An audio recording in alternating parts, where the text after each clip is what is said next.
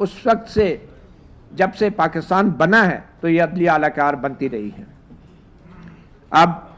ہماری تاریخ بدقسمتی سے یحییٰ سے لے کے یحییٰ پہ ختم ہوتی ہے اور اسی طرح منیر سے لے کے منیر پہ ختم ہوتی ہے, اور اس کے درمیان جو کچھ بھی ہوتا رہا ہے آج بھی وہ سب جاری و ساری ہے. اور آج بھی ہم دیکھیں تو سپریم کورٹ میں ارشد شریف کے معاملے پہ کیس پینڈنگ ہے, اور ہمارے جو ججز ہیں وہ ابھی تک اس سوال کا جواب تلاش نہیں کر پا رہے کہ جو سو موٹو کیسز ہیں ان کی سماعت کون کرے گا. گو کہ 26ویں آئینی ترمیم میں یہ لکھا جا چکا ہے کہ آئینی بینچ یہ تمام ان کیسوں کی سماعت کرے گا, مگر پھر کب کرے گا, کون کرے گا, کہاں ہیں وہ ججز جو میڈیا اور میں اپنے آپ کو نمایاں کرنے کے لیے آدھی آدھی رات کو سو موٹو لیتے تھے, کہاں ہیں جو بڑی بڑی بڑکیں مارتے تھے, ریمارکس دیتے تھے, جنہوں نے فیکٹ فائنڈنگ کمیٹی کی رپورٹ کو ریکارڈ پہ رکھا. کتنے وہ سارے چیف جسٹس صاحبان اور سپریم کورٹ کے ججز, کیوں نہیں وہ ارشد شریف کا کیس کو ٹیک اپ کرتے.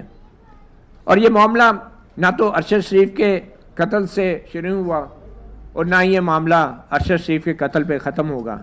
حامد میر صاحب ہمارے ساتھ بیٹھے ہیں. اب ظاہری بات ہے کہ صحافی عام طور پہ نہ تو خود خبر بننا چاہتا ہے نہ وہ اپنی خبر بناتا ہے. میر صاحب تو یہ بات نہیں کرتے, کیا ہم یہ نہیں جانتے کہ جو کچھ حامد میر صاحب کے ساتھ 2014 میں ہوا, اس کے بعد سپریم کورٹ کے 3 ججوں نے جس بزدلی کا مظاہرہ کیا اور اتنی لمبے چوڑے کمیشن بن گیا سپریم کورٹ کا اور انکوائریاں ہوئی, ہم جیسوں نے بھی جا کے اپنے بیانات ریکارڈ کرائے, اس کا کیا نتیجہ نکلا؟ زیرو. اور چیف جسٹس انور ظہیر جمالی اپنی ریٹائرمنٹ سے 2 دن پہلے ایک سرینا ہوٹل میں ایک ڈنر پہ میں نے ان سے پوچھا کہ سر آپ کب حامد میر کمیشن کی رپورٹ جاری کر رہے ہیں, اور انہوں نے مجھے آمنے سامنے ہم بات کر رہے ہیں اور کہتے ہیں کہ میں نے ان سے بلکہ یہ بھی کہا کہ ہم سب صحافی بڑے اینکشسلی آپ کی رپورٹ کا انتظار کر رہے ہیں, کیونکہ آپ کی جو رپورٹ ہے اس کے اوپر انحصار ہوگا پاکستان میں میڈیا کی آزادی کا. تو انہوں نے ایک جملہ کہا جس نے پاکستان کی ساری تاریخ کا احاطہ کر دیا, اور وہ جملہ تھا کہ متی اللہ دس از پاکستان, آپ نہیں جانتے. اور یہ وہ چیف جسٹس ہے جو اس قوم کے خزانے سے تنخواہیں لے کے زندگی اور موت کے فیصلے کرتا رہا ہے اور جاتے ہوئے کہتا ہے کہ دس از پاکستان. کیا میر صاحب کو انصاف مل گیا؟ میں کہتا ہوں کوئی انکوائری انویسٹیگیشن ہی ہو جاتی. اس کے علاوہ بہت سے معاملات ہیں, میں اپنی بات نہیں کرنا چاہ رہا, مگر اتنا میں آپ کو ضرور بتاؤں گا کہ جو منشیات اور دہشت گردی کا جعلی کیس میرے پہ بنایا گیا تھا اور جس کو ہم اس کو بڑا لائٹلی لے رہے تھے, کل سے اس کا باقاعدہ یہ شہباز شریف کی حکومت ٹرائل شروع کر رہی ہے, اور کل انشاءاللہ صبح 8:30 بجے اس کی میری حاضری ہے. لیکن اچھا ہے اگر کسی نے دلائل کا, شواہد کا, ثبوتوں کا, گواہوں کا اور جرا کا موقع دیا تو انشاءاللہ یہ بہت ساری چیزیں بھی سامنے آئیں گی کہ یہ معاملہ شروع کہاں سے ہوا تھا اور ختم کہاں پہ ہوا تھا. آخر میں اپنے ساتھی ارشد شریف شہید کے لیے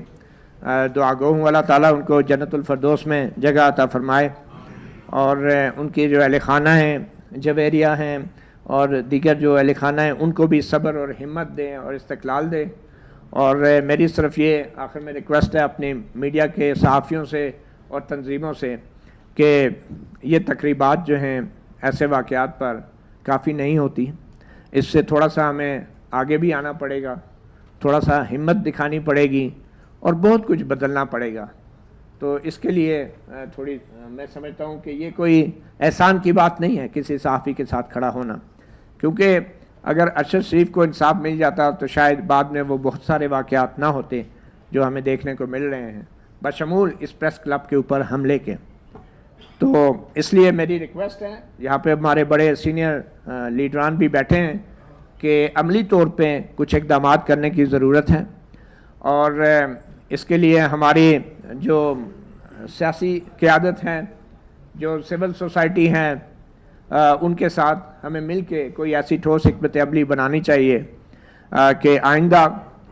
نہ تو صحافیوں کے ساتھ اور نہ سیاستدانوں کے ساتھ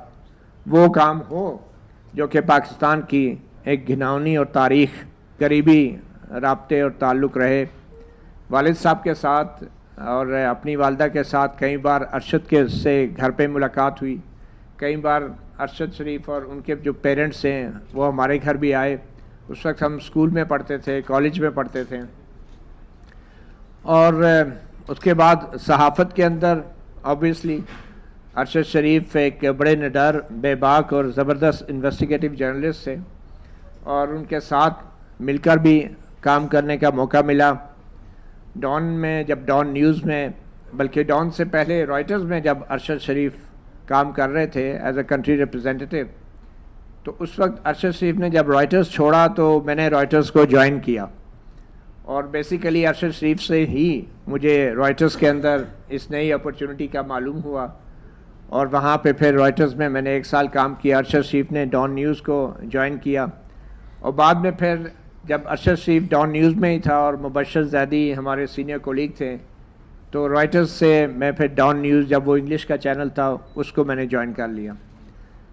سبسیکوینٹلی ارشد شریف ہمارے بیورو چیف تھے, اور میں ان کے ساتھ ڈپٹی بیورو چیف کے طور پہ کافی عرصہ کام کرتا رہا. اور ارشد کے ساتھ کام کرنا ایک, میں سمجھتا ہوں, بڑے آنر کی بات تھی. بڑا مشکل بھی تھا کبھی کبھی, مگر آبویسلی جو ارشد شریف کی بطور بیورو چیف ذمہ داریاں تھیں, ان ذمہ داریوں کو نبھانے میں نے بڑا بھرپور ساتھ دیا ارشد کا, اور ارشد نے بھی. اور ڈان نیوز کے اندر یہ وہ وقت تھا 2008 کا, جب پیپلز پارٹی کی نئی حکومت آئی تھی, جنرل مشرف جا چکے تھے.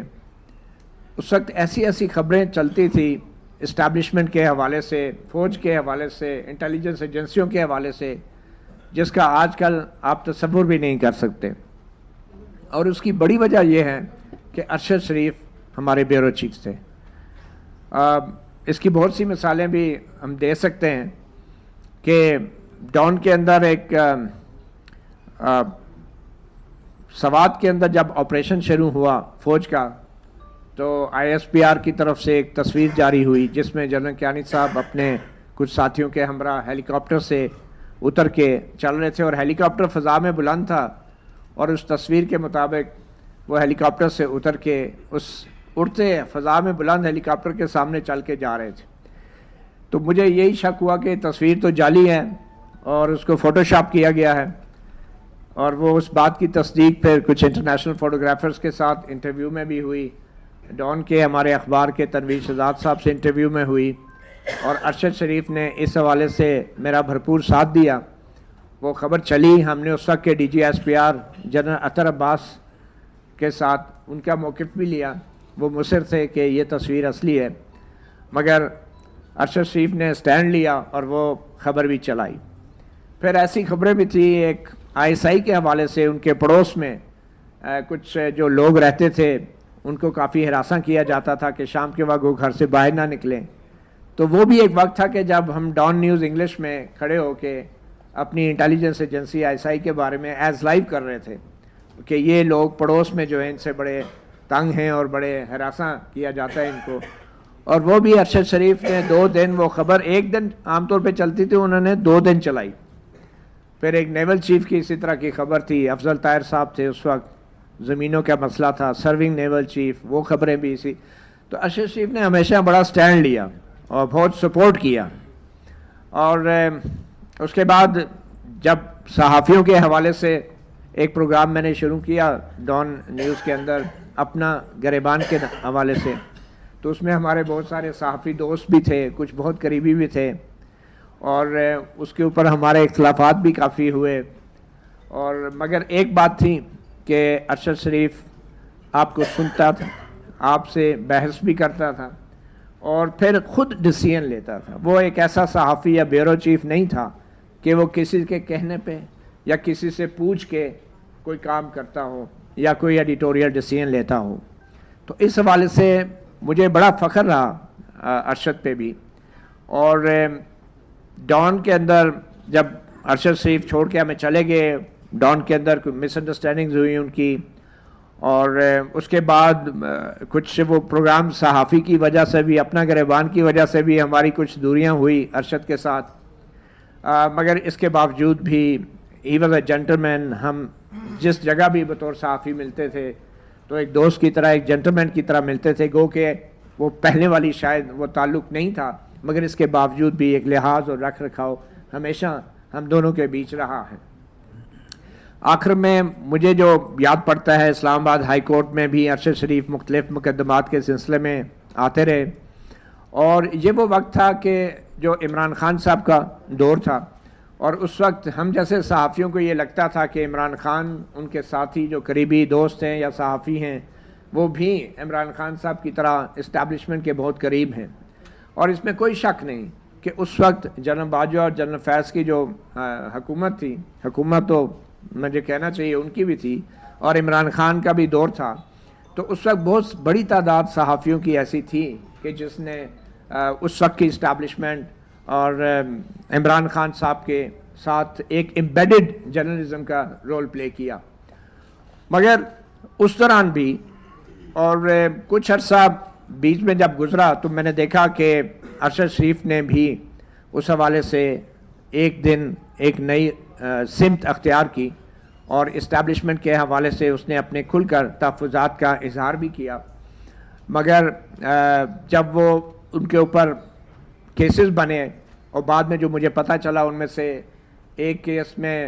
جو ذکر تھا وہ میرے اس انٹرویو کا بھی تھا جو ارشد شریف نے اسلام آباد ہائی کورٹ میں مجھے دیا تھا، اور اس کے اندر بنیادی سوال وہی اسٹیبلشمنٹ کے رول کے حوالے سے تھا.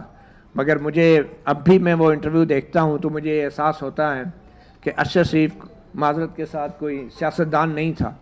کہ جو نپے تلے الفاظ میں بین السطور بات کرتا. اس نے اس وقت بھی کھل کے یہ بات کی کہ ہم سب اچھی طرح جانتے ہیں کہ اس وقت ملک میں میر جعفر اور میر صادق کا کردار کون ادا کر رہا ہے. یہ بڑی سخت باتیں تھیں، اور یہ سخت باتیں وہ تھیں جو ارشد شریف پہلے بھی کہتا رہا ہے، اور ہم اس کے بیورو چیف ہوتے ہوئے یہ باتیں ڈان نیوز پہ بھی کرتے رہے ہیں. اور یہ وہ باتیں تھیں بنیادی طور پہ کہ جس کے بعد میں سمجھتا ہوں ارشد شریف جو ہے وہ نشانے پر آئے. اور بدقسمتی کی بات یہ ہے کہ پاکستان سے انہیں باہر جانے پر بظاہر کمپیل کیا گیا، ایسے حالات بنائے گئے کہ جس میں ارشد شریف نے سمجھا کہ ان کی جان پاکستان میں محفوظ نہیں ہے. اب وہ کون سے حالات تھے، کیا حالات تھے، اس حوالے سے ایک فیکٹ فائنڈنگ رپورٹ وہ آلریڈی پبلک ہو چکی ہے، وہ لیک ہو گئی ہے یا جو بھی ہے وہ ریکارڈ پہ ہے، اور اس میں بہت سے سرکاری اور غیر سرکاری اہلکاروں کے نام بھی ہیں جن کی وجہ سے ارشد شریف پہ مقدمے بھی بنے، اور جن کی وجہ سے ارشد شریف کو ملک چھوڑ کر جانا پڑا. افسوس اس بات کے ہے کہ اس فیکٹ فائنڈنگ رپورٹ کے ہوتے ہوئے بھی ہماری سپریم کورٹ، ہماری جو وفاقی حکومت ہے، جو موجودہ حکومت ہے، اس کے باوجود بھی کم از کم اس حد تک بھی وہ مزید تحقیقات نہیں کر سکی کہ کون لوگ تھے، کون سے کردار تھے، وہ کون سے عوامل تھے جن کی وجہ سے ارشد شریف کو پاکستان چھوڑ کر جانا پڑا. اور جب یہ حادثہ ہو گیا کینیا میں تو اس کے بعد بھی ہم نے دیکھا کہ جو موجودہ حکومت ہے، موجودہ حکمران جماعتیں ہیں، جو سیاستدان ہیں، یہ وہ لوگ تھے کہ جنہوں نے بے نظیر بھٹو کے قتل ہونے کے اوپر یونائٹڈ نیشن سے بھی انکوائری کروائی، اسکاٹ لینڈ یارڈ سے بھی انکوائری کروائی، مگر اتنے بڑے اتنے سینئر اور عظیم صحافی کی شہادت کے اوپر ان سب کے منہ کو تالا لگ گیا. اور یہ وہ حکومت ہے کہ جس کا وزیر اطلاعات دنیا جہاں کی باتیں کرتا ہے، جس کا وزیر اعظم دنیا جہاں کو جا کے سلوٹ مارتا ہے، مگر جب بات پاکستان کے ارشد شریف جیسے ایک عظیم صحافی کی شہادت کی آتی ہے تو ان کے پاس کہنے کے لیے کچھ نہیں ہوتا. ہونا تو یہ چاہیے تھا کہ اور کچھ نہیں. تو وزیر اعظم شہباز شریف آج کم از کم ارشد شریف کی 30ویں برسی کے موقع پہ کوئی بیان جاری کرتے، کوئی پریس ریلیز جاری کرتے، کوئی اعادہ کرتے کہ ان کی حکومت ارشد شریف کے قاتلوں تک پہنچنے کے لیے کیا اقدامات کر رہی ہے. مگر ہمیں ایسا کچھ بھی دیکھنے کو نہیں مل رہا. اور جب کوئی حکومت کسی صحافی کی شہادت پہ خاموش ہوتی ہے تو وہ ملوث ہوتی ہے، اور اسی لیے وہ تحقیقات بھی نہیں کر پاتی. میں آخر میں یہ بھی مانتا ہوں کہ ہماری جو سپریم کورٹ ہے، ہماری جو عدلیہ ہے، وہ عدلیہ بھی بالکل ایک اعلی کار بن چکی ہے، اور یہ اعلی کار کوئی آج کی بات نہیں، وہ اعلی کار